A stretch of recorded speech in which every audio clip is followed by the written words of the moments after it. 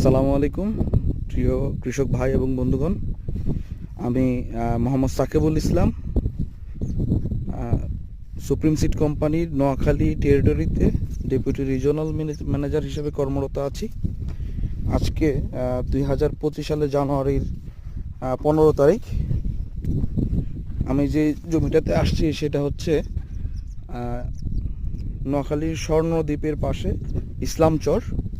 এখানে আমাদের দুজন কৃষক ভাই, একজন হচ্ছে আমাদের রাসেল ভাই আর একজন হচ্ছে আক্তার ভাই।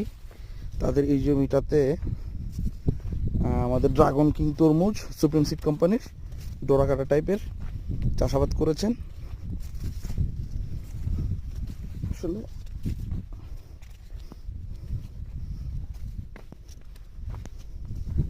মাশাআল্লাহ ভালো ফলন হয়েছে।